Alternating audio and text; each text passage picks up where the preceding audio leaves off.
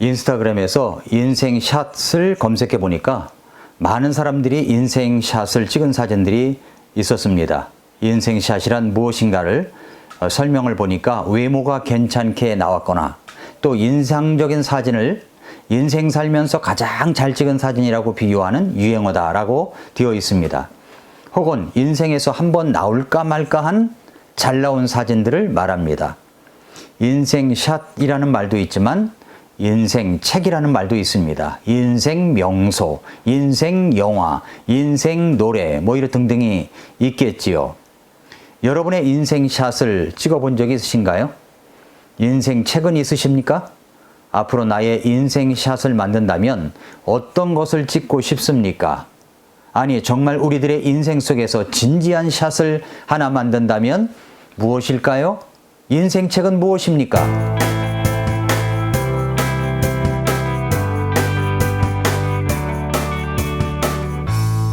미라클모닝 애청자 여러분 안녕하십니까? 엊그제 신문에 폭포에서 위험한 포즈로 인생샷을 찍다가 그만 추락해 사망하는 사고가 있었습니다. 홍콩의 유명한 인플루언서인데 32살의 소피아 청이라고 하는 여인이 친구들과 일몰 명소인 파인애플 마운틴을 찾아갔다가 변을 당했다고 합니다.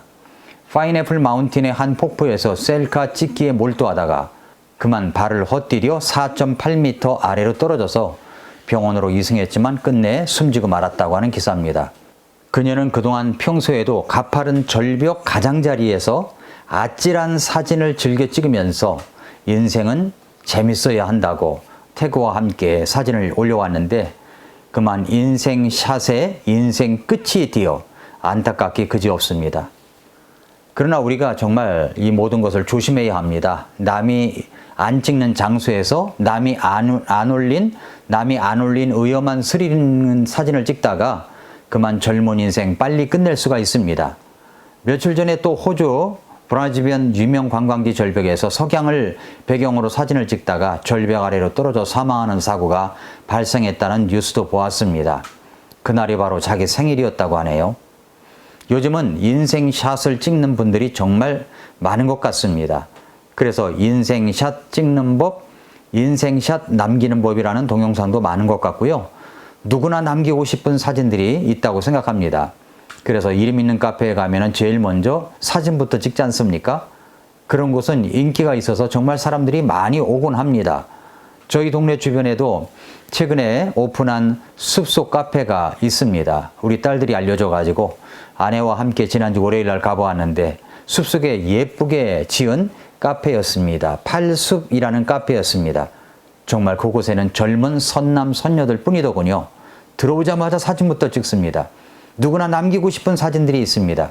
그래서 그런지 경치 좋은 곳을 가보면 사진을 찍을 수 있는 장소를 만들어 놓은 곳이 있습니다. 양수리 두물머리에도 그런 장소가 있고요. 찾아보면 그런 곳이 많습니다. 그것을 인생샷이라고 말합니다. 여러분이 인생샷을 찍는다면 어떤 사진을 남기고 싶습니까? 그렇게 생각하고 한번 찍어보십시오. 여러분의 인생 속에서도 인생샷을 남겨보시기를 바랍니다. 재미있을 것 같습니다. 인생샷을 이야기했으니까 인생책도 한번 생각해 볼까요? 여러분의 인생을 바꾸어 놓은 책이 있습니까? 너무 거창한가요? 아니, 여러분의 인생에 지대한 영향을 주었던 책은 무엇입니까? 이렇게 이야기하면 너무 막연하게 생각될 수가 있습니다. 어떤 책을 말할지 머리가 하얘지는 분도 있을지 모르겠습니다. 워낙 읽은 책이 많아서 그럴 수도 있고 읽은 책이 없어서 그럴 수도 있다고 생각이 됩니다. 우리나라의 100살이 넘으신 김영석 교수님의 이야기가 지난주에 동아일보에 난 기사를 보았습니다. 제목이 이렇습니다. 읽으세요. 10년 쌓이면 인생이 달라져요. 이게 제목이에요. 김영석 교수님은 최근에 삼성그룹 임원이 된 제자를 만났는데 그 제자가 이런 이야기를 했답니다. 30년 전 교수님 말씀이 옳았습니다. 젊은 시절 일에 쫓겨 독서를 게을리했는데 임원이 되고 보니 정신적 빈곤이 몰려오네요. 그 삼성그룹 임원이 된 제자는 1980년대 후반 삼성 신입사원 연수에 갔는데 강연자로 김영석 교수님이 초청이 되어서 강연을 듣게 됐답니다. 그때 교수님이 하셨던 강연을 기억하면서 이렇게 말합니다. 학교 공부만 하고 책을 안 읽으면 자신만의 사상을 쌓지 못한다. 과장까지는 책을 읽지 않아도 괜찮을 수 있지만 부장 이상으로 승진의 결정을 내리는 직책을 맡으면 그땐 다르다고 말했다는 것을 기억한다는 것입니다. 김영석 교수님이 그때 강의를 할 때 신입사원이 130명이 있었는데 자신이 의미 있는 고전, 자신이 생각할 때 의미 있는 고전 5권을 꼽을 수 있는 사람이 있으면 이야기해보라고 했더니 아무도 없었다고 합니다. 회사의 방향을 올바르게 이끄는 리더가 되려면 자신만의 생각을 가져야 한다. 이를 위한 가장 빠른 길은 독서다라고 김영석 교수님이 강의를 했었다고 합니다. 김영석 교수님은 올해 101살이십니다. 100년 인생을 책과 함께 살아오면서 100년의 독서라는 책을 지난달에 발간하셨습니다. 책을 만나 꿈을 키운 이야기, 책 읽기를 통하여 위대한 사상가들과 행복한 조우를 했다는 이야기, 책과 함께 사색하며 살아가는 이야기, 그리고 책을 어떻게 읽을 것인가에 대한 내용을 담고 있습니다. 독서의 수준이 곧 국민의 수준입니다. 그러니까 나의 독서 수준이 나의 수준이라는 말입니다. 여러분의 인생책이 있다면 무엇입니까? 저의 인생책 첫 번째는 바로 성경입니다. 성경이 저의 인생책입니다. 제가 독서를 제대로 한 것은 바로 성경부터입니다. 생각해보면 제 주변에는 독서에 영향을 주는 사람들이 별로 없었던 것 같습니다.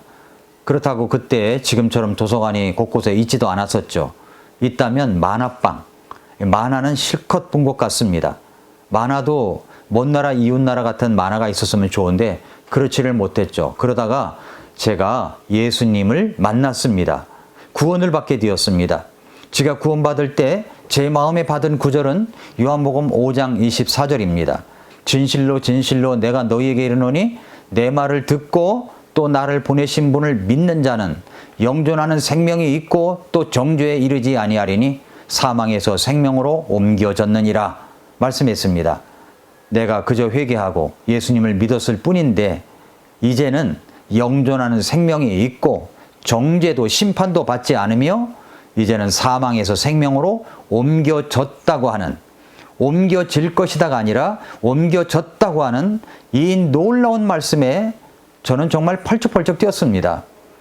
요한복음 1장 12절도 그렇습니다. 내가 하나님의 자녀가 되었다는 이 말씀을 통해서 비로소 하나님을 아버지라고 부를 수 있다고 하니까 얼마나 감사하고 감격했는지요. 그래서 기도할 때마다 하나님 아버지, 하나님 아버지, 하나님 아버지, 하나님 아버지, 하나님 아버지 하면서 얼마나 부르는지 헤아릴 수 없을 정도입니다. 그때부터 성경을 진지하게 읽기 시작했습니다. 그때부터 저의 인생책은 바로 성경이 되었습니다.